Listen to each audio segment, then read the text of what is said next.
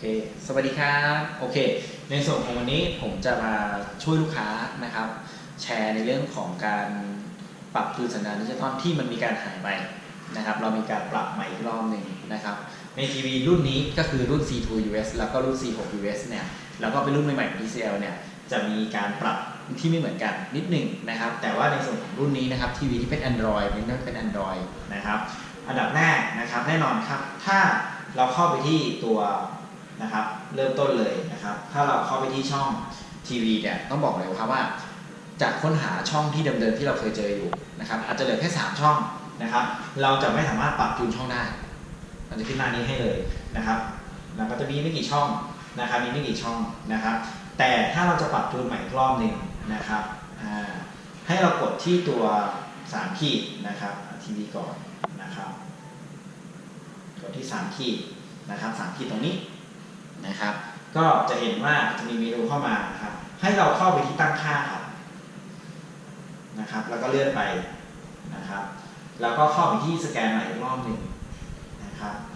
แล้วก็เข้าไปที่ค้นหาอัตโนมัติเหมือนเดิมครับเหมือนที่เราทำตอนแรกนะครับอันนี้เป็นเสาอากาศของผมรุ่นเล็กนะครับเพราะฉะนั้นเนี่ยผมจะสแกนเฉพาะห้องที่เป็นดิจิตอลบ้านเรานะครับเพราะว่าตอนนี้มีหลายช่องหลายทีวีที่รองรับด้านนี้แล้วนะครับแล้วเราก็กดค้นหาเลย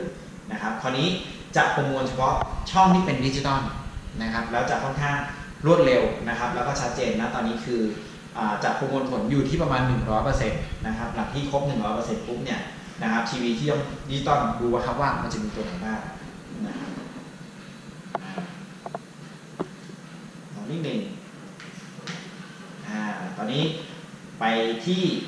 18% แล้วนะครับได้มา2ช่องแล้วนะครับ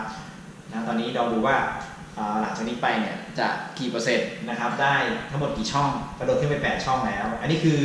เป็นสัญญาณที่ต้องคือเสาอากาศของเรานะครับเสาเล็กของเรานะครับตัวนี้นะครับตอนนี้กระโดดขึ้นมาครึ่งทางแล้ว 50% แล้วอยู่ที่19ช่องแล้วเป็นดิจิตอลของเรานะครับ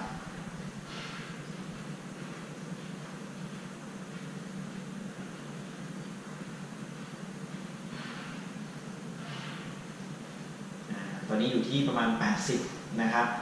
84แล้วนะครับแล้วก็90แล้ว19ช่อง